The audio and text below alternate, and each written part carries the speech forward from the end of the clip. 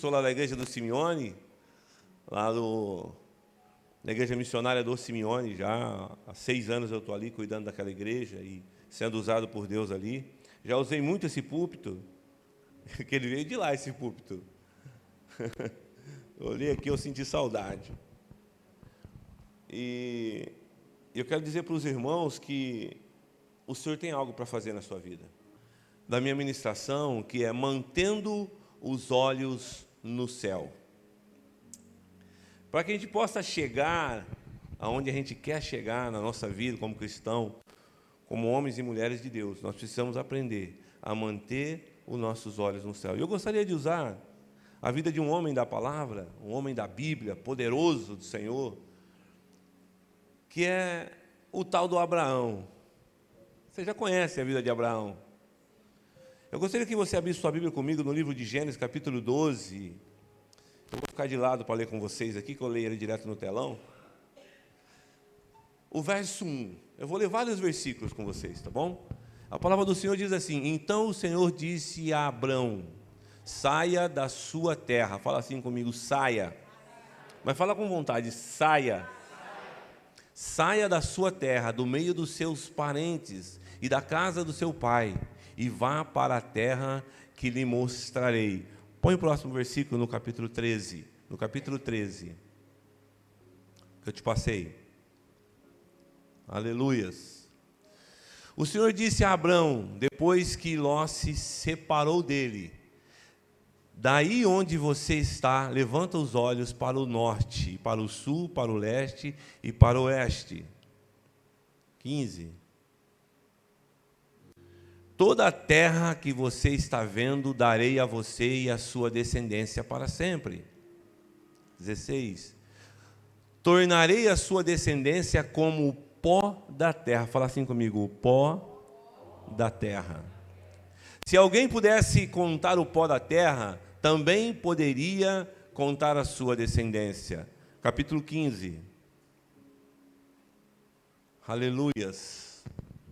A palavra do Senhor diz: depois dessas coisas, a palavra do Senhor veio a Abrão em uma visão. Não tenha medo, Abrão. Eu sou o seu escudo. A sua recompensa será muito grande. Abrão, porém, perguntou: ó soberano Senhor, que me darás se continuo sem filhos, e o herdeiro da minha casa é Eliezer de Damasco? Ele acrescentou: veja, tu não me deste descendência, um filho entre os da minha casa será o meu herdeiro. Então a palavra do Senhor veio a ele: o seu herdeiro não será esse, aquele que for gerado por você será o seu herdeiro.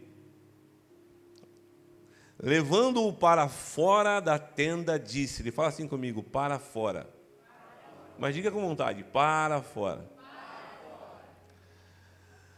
Olhe para o céu e conte as estrelas, se é que pode contá-las. Então prosseguiu: assim será a sua descendência.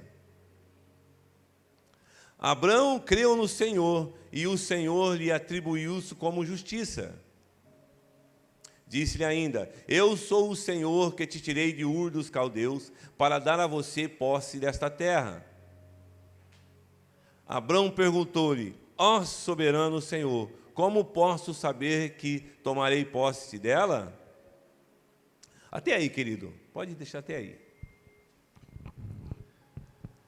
Querido, aqui, nesta passagem, nesses versículos que eu li, conta a história de um homem chamado Abraão. De um jovem chamado Abraão, quando chamado ainda jovem. E a história dele é uma história que, para nós, serve de exemplo de como alcançar a promessa de Deus.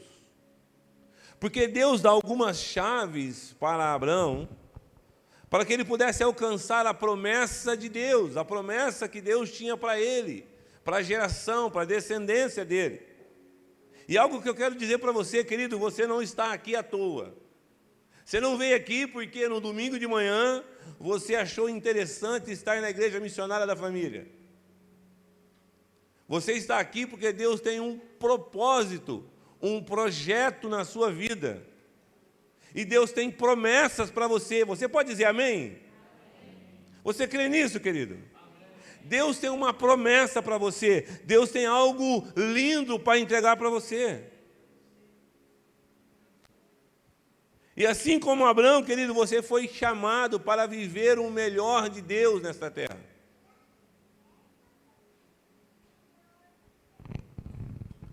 Mas tem algumas chaves nessa passagem, querido, que eu quero deixar para você nesta manhã. Que o Senhor está deixando na palavra para que você possa alcançar a promessa. Quem espera algo no Senhor aqui? Levanta a mão assim, ó. Eu espero, querido, todos os dias eu espero.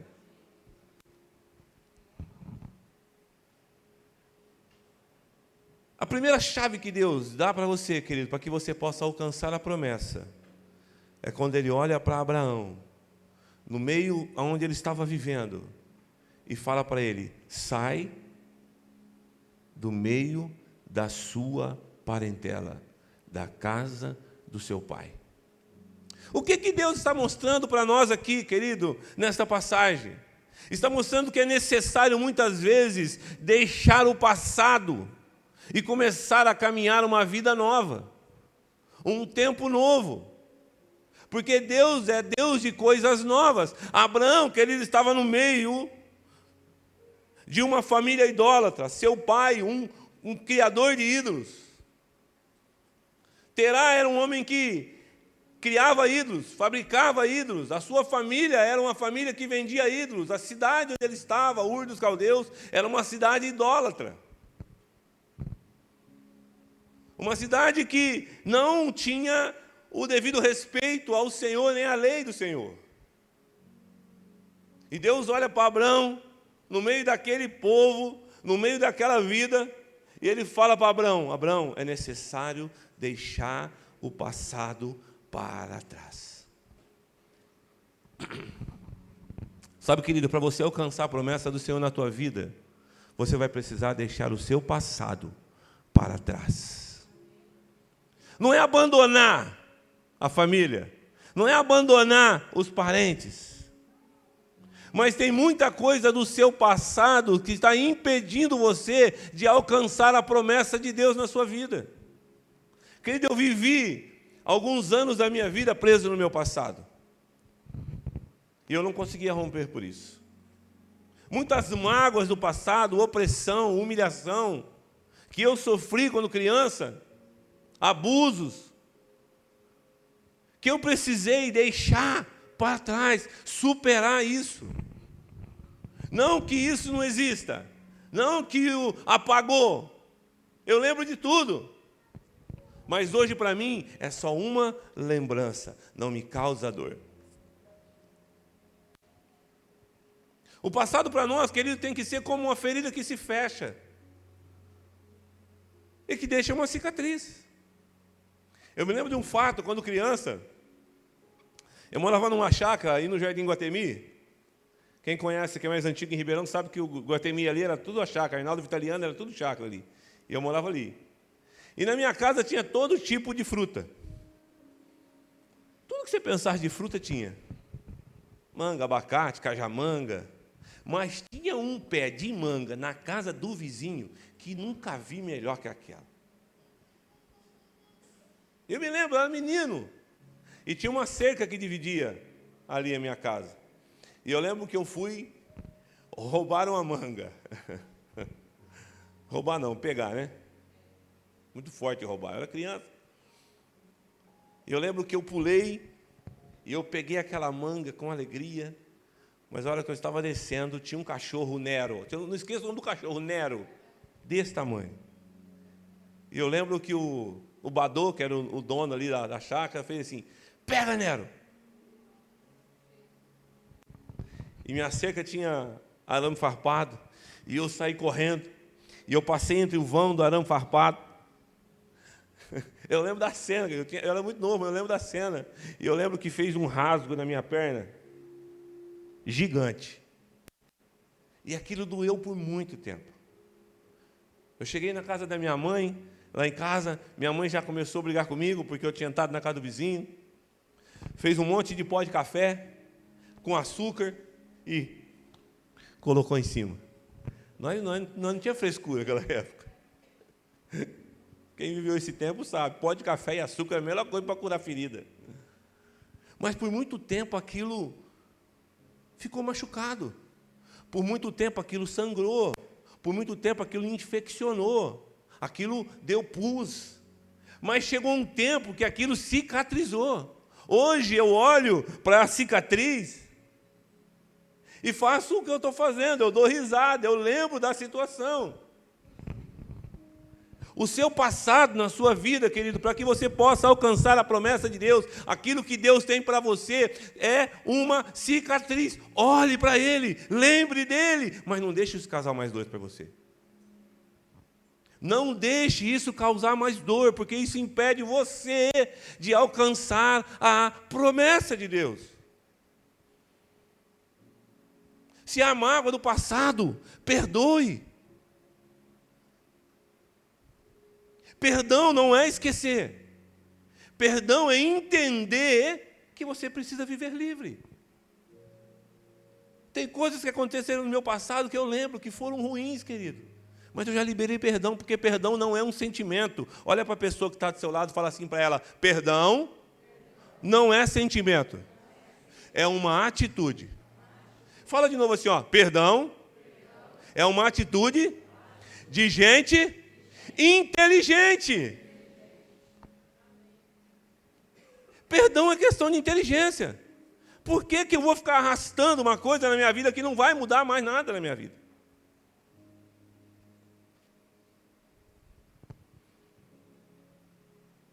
Deixa o passado, sai do meio da sua parentela, não insista. Sair do meio da parentela é deixar aquilo que está te afastando de Deus.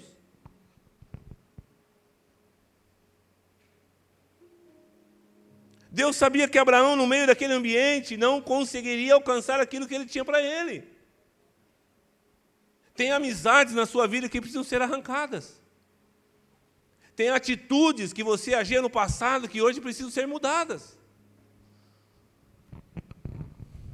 Talvez você viu no seu pai, na sua mãe, um tratamento de relacionamento totalmente conturbado. Você tem que fazer o contrário, fazer com que o seu casamento, o seu relacionamento seja uma bênção para você. Faça o contrário.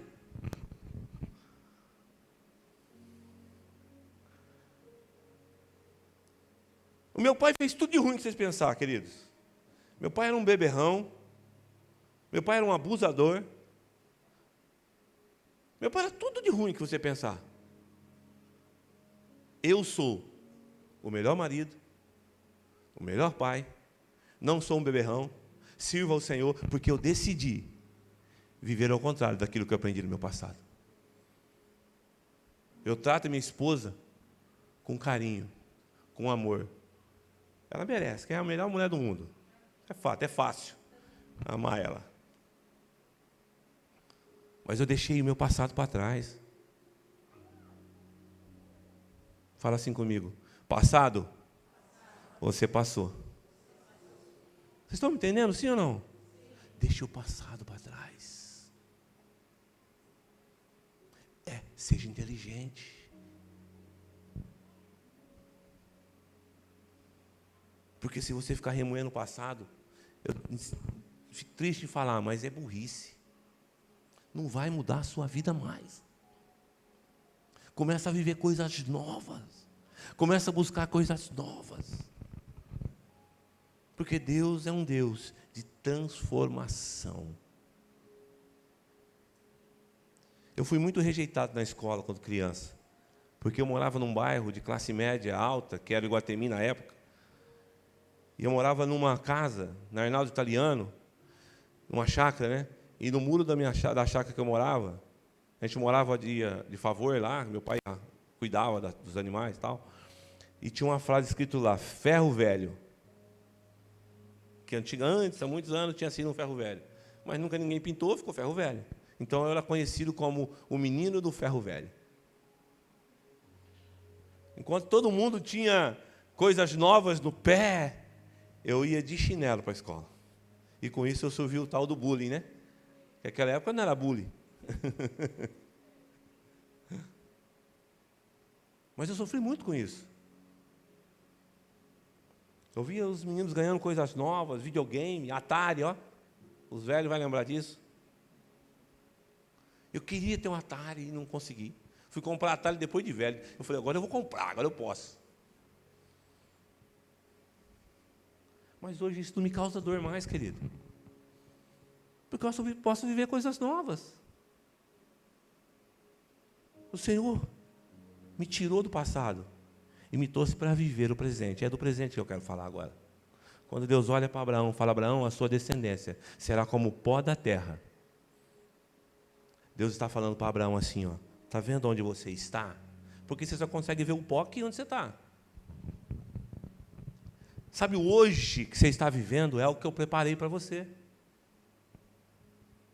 O pó da terra representa o presente, o dia atual que você está vivendo. Porque se nós projetarmos somente o futuro e ficarmos presos no passado, nós não vamos conseguir viver o presente.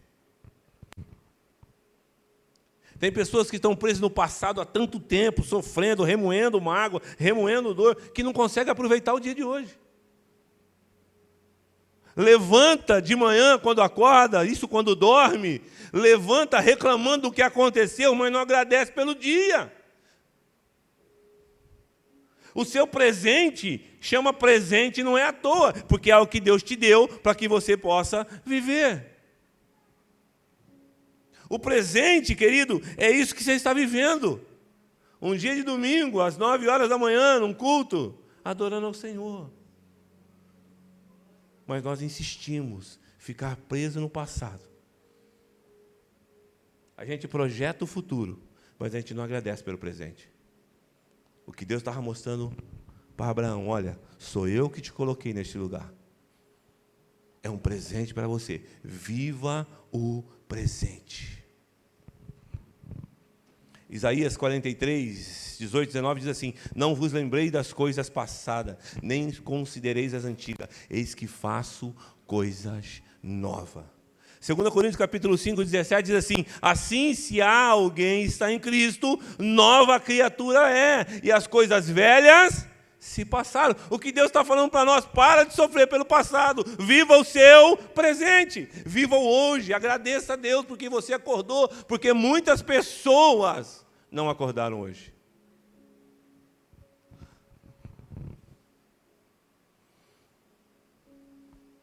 Fala com a pessoa que está do seu lado, Deus te deu um presente, e é o hoje.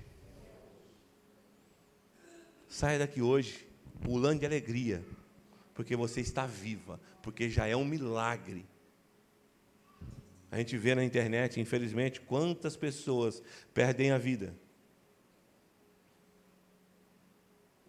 Todos os dias, por coisas banais. Quantos amigos seus ficaram pelo caminho? Quantos parentes seus ficaram pelo caminho? E você tem a oportunidade de viver esse dia lindo, maravilhoso, um dia de sol.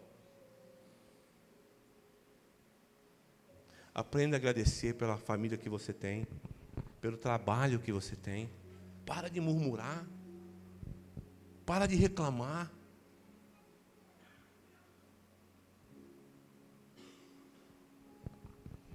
Sabe que Deus está falando no meu coração, tem pessoas que estão sofrendo pelo passado nessa igreja. Estão presos no passado. E Deus quer abençoar você, Deus quer entregar uma promessa na sua mão, mas você, se entregar na sua mão a promessa, você vai jogar fora, porque você não vai se importar com ela. Amanhã você já esqueceu dela.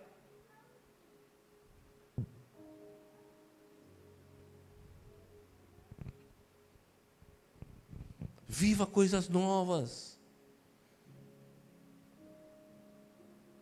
Aprenda a agradecer, aprenda a gritar, Ebenezer, até aqui nos ajudou o Senhor. A gente vê a igreja desse jeito, querido, eu vim aqui quando vocês alugaram o salão. Olha isso. Aprenda a comemorar cada vitória. Nós compramos uma casa há pouco tempo, nós reformamos elas e entramos ainda no meio do caminho ainda. Nós entramos no meio do caminho, tem muita coisa para fazer. Cada coisa que a gente compra nova para casa, a gente comemora. Ah, aleluia, compramos um vaso sanitário. Oh, aleluia. Já deu para comprar a torneira. Já deu para comprar. Eu pintei minha sala. Só minha sala está pintada, o resto está tudo meia boca. A sala é o cartão de visita, né? As visitas vêm ali. E a gente vai. Essa semana eu enchi meu aquário, eu amo aquário. Eu ganhei um aquário grandão, assim, de 250 litros, gigante. E eu coloquei água uma semana. E eu vou comemorando, querido. Liguei ele para girar, fazer a biologia dele.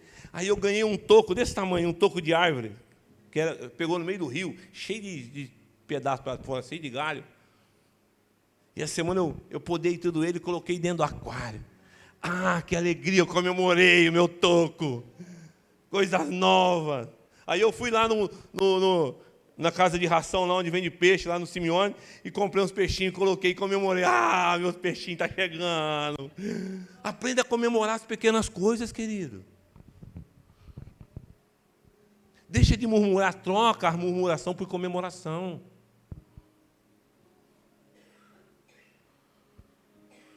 Porque Deus está mostrando para você, eu estou te dando um presente.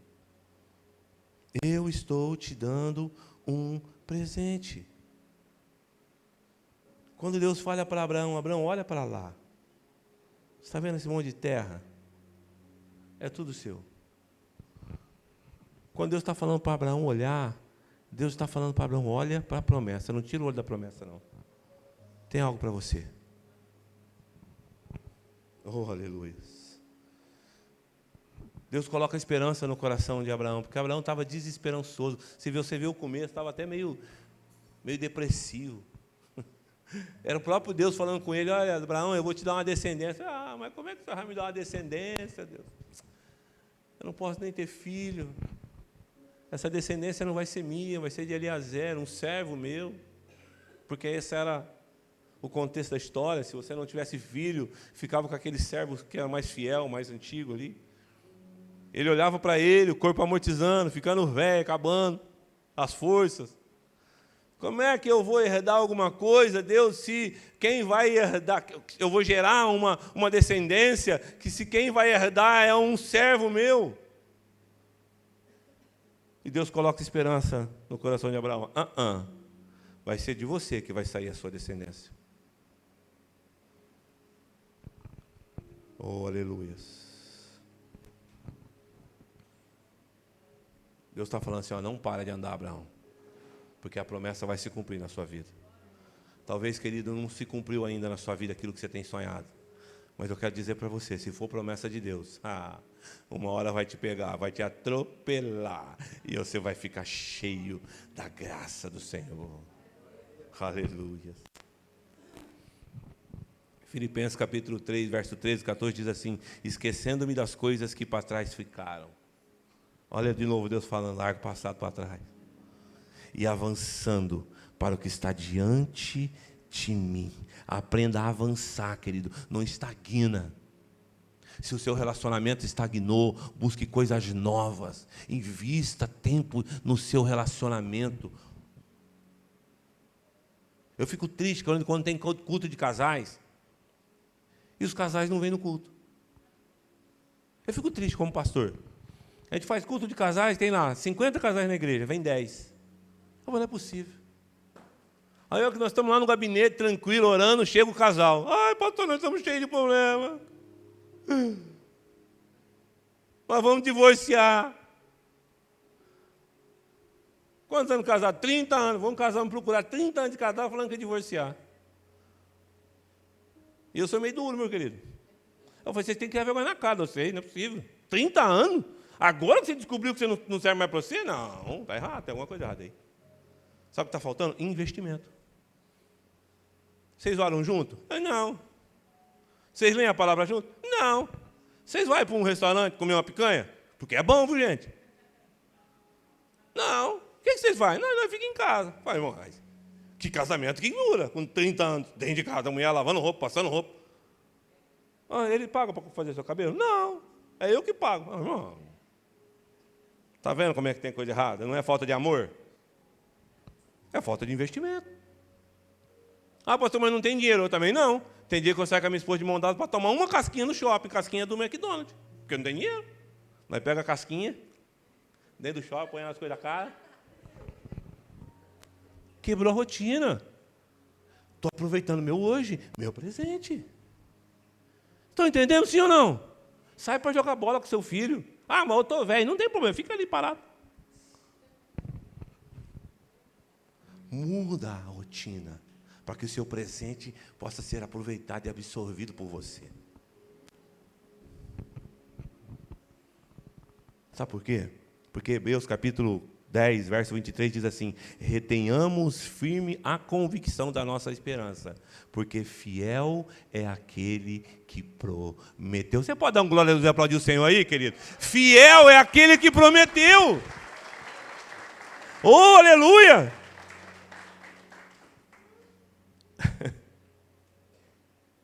O tempo, querido, pode abalar a sua visão, a sua percepção, mas não muda Deus. A sua condição de vida não muda Deus. O que vai mudar Deus é um coração quebrantado. O que vai fazer Deus olhar para você, não mudar Deus, vai fazer Deus olhar para você, é um coração quebrantado. Porque Abraão podia ter falado, não vou sair daqui. Está muito bom aqui. Eu tenho meus amigos, eu conheço gente, meu pai é rico. Mas o coração de Abraão que se tornou Abraão, era um coração disposto a viver a promessa e seguir em frente, e seguir em frente. Mas sabe, querido, não adianta você esquecer o seu passado, não adianta você viver o seu presente, não adianta você avançar para aquilo que Deus tem para você, se você não fizer essa outra chave. Em Gênesis capítulo 15, 5, Deus olha para Abraão e fala, Abraão, sai da sua tenda. E Abraão sai da tenda. E Deus fala assim, agora você olha para o céu. Fala assim comigo, olhar para o céu é uma chave que traz vitória. Olha para o céu. E conte as estrelas, se é que pode contar. Eu fico imaginando Deus ali, que eu sou assim, eu viajo na palavra. Deus falando para Abraão assim, conta as estrelas. Eu fico imaginando Abraão olhar para cima, aquele monte de estrela.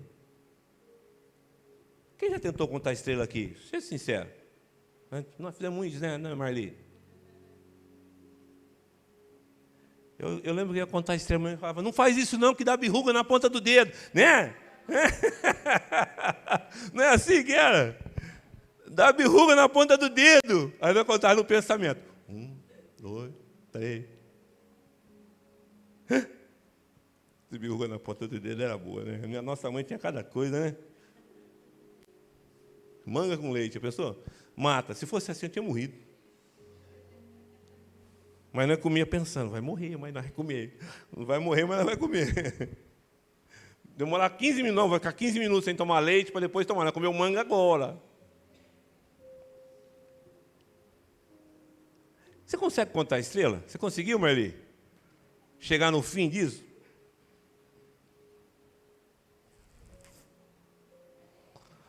Deus só está falando para Abraão assim, fique seus olhos no céu. Porque Deus sabia que era impossível contar. Ele fala, se é que você pode contar, Abraão. Eu fico imaginando, deu aquela risadinha de boca de canto. Deus dá aquela.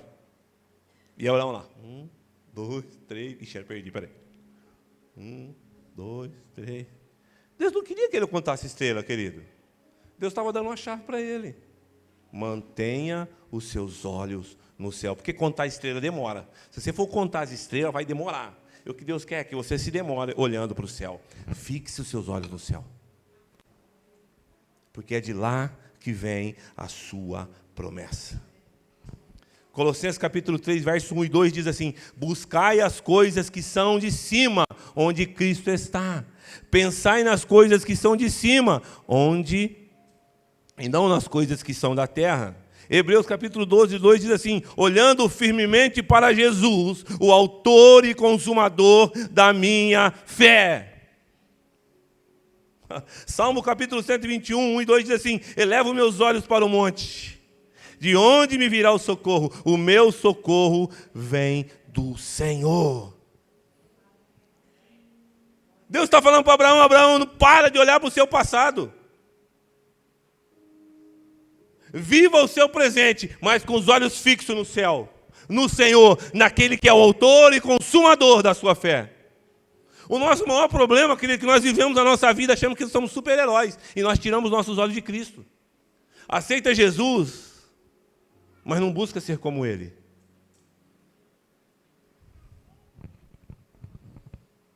Mantenha os seus olhos fixos no céu, querido. Deus tem uma promessa para você, e é de lá que vem. Continue orando, continue buscando, comece a colocar a sua vida num contexto de princípios de Deus. O irmão pregou oferta, princípio da generosidade, um dos princípios mais lindos da Bíblia. Porque quem é generoso, tudo que vai fazer para o Senhor faz com alegria.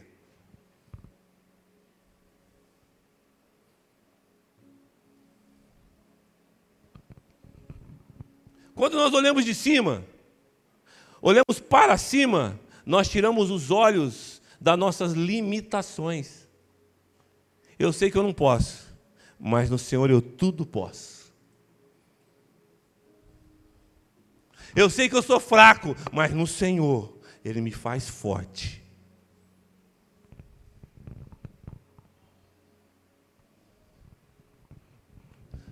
Você quer ter um casamento feliz? Você quer ter um trabalho feliz? Você quer ter a sua vida financeira sarada? Coloque em Cristo os seus anseios. Porque a promessa é para mim, como foi para Abraão, como é para você, como é para a sua descendência. Mas nós precisamos aprender a deixar os nossos olhos fixados em Jesus. Todo mundo conhece a história de Pedro. Quando Jesus chega no meio da tempestade, andando sobre as águas. E os discípulos olham ali e vê Jesus vindo, acha até que é um fantasma. Mas para confirmar, Pedro, eu amo Pedro. Porque Pedro era um cara que fazia umas coisas muito loucas, né, na Bíblia. Não é possível. Acho que se fosse eu perto de Jesus, eu faria a mesma coisa também, que eu sou meio assim também. E Pedro fala para Jesus: é o Senhor mesmo? Eu fico imaginando o diálogo, eu viajo, eu fico vendo assim a cena. E Jesus: sou eu mesmo. Mas é mesmo? É, então deixa eu ir até aí. Eu fico imaginando Jesus parando ali. Pode vir, Pedrão. Imagina o milagre. O cara viveu um milagre. Porque todo mundo lembra que ele afundou. Mas ele andou sobre as águas. A Bíblia fala que Pedrão coloca... Eu fico imaginando Pedro colocando um pé para fora. Está firme. Põe no outro e começa a caminhar. Porque se fosse eu, ia ser assim. Eu ia encher o peito e estou andando sobre as águas. Mas a Bíblia fala que em certo momento as ondas começam a bater um pouco mais alto. As dificuldades naquele momento começam a ficar... E eu fico pensando porque Pedro era um cara que conhecia as águas. Ele era um pescador muito experiente. E ele era um nadador excelente, porque em outra passagem a Bíblia fala que Jesus está na praia, Pedro pula na água e chega primeiro que o barco. O cara era bom. Eu já não sou. Eu sou igual peixe para nadar. De verdade. Se eu pular na água, eu afundo. Mas aí Pedrão anda. Mas em certos momentos as ondas começam a bater, o vento está forte, as coisas externas, as minhas limitações, as limitações de Pedro começam a fluir. E acontece o que com ele? Afunda. Pedro afunda. E o cara que é nadador começa a gritar socorro. Eu imagino Pedro: socorro! Socorro! E a Bíblia fala que Jesus imediatamente estende a mão. Aqui Deus faz um segredo para nós. No meio do seu desespero, no meio do nosso desespero, muitas vezes nós achamos que Jesus está longe. E nós queremos fazer gritaria. Mas como Pedro, Jesus só estendeu a mão. Jesus estava perto de Pedro já. E trouxe Pedro à tona. Aí eu imagino Pedrão se inchando de novo.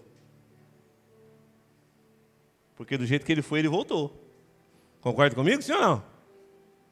E ele com Jesus ali, agora de mão dada, voltando para o barco, mas andando sobre as águas, vivendo o milagre.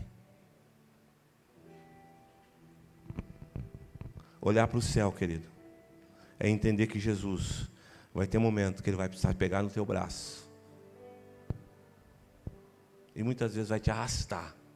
Porque o que Ele quer para você, nada pode impedir. Você pode dar um glória a Deus por isso e aplaudir o Senhor, querido? Aplauda o Senhor aí no seu lugar.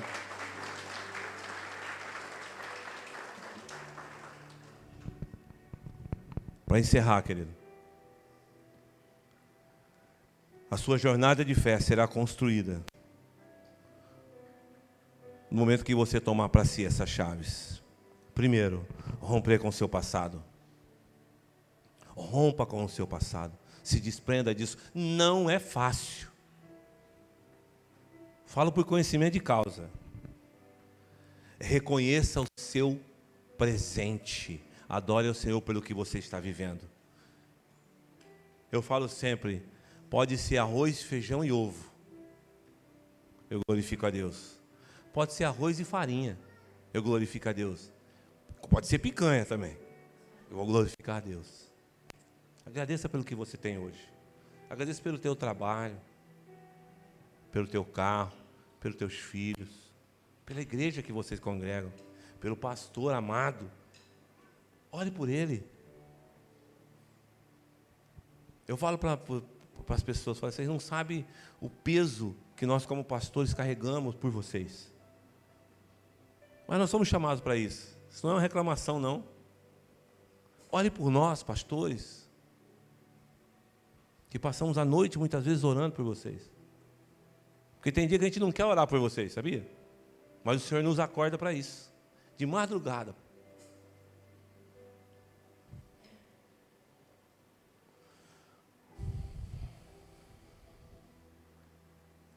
Entenda que Deus tem uma promessa, um futuro especial para você. Mas nunca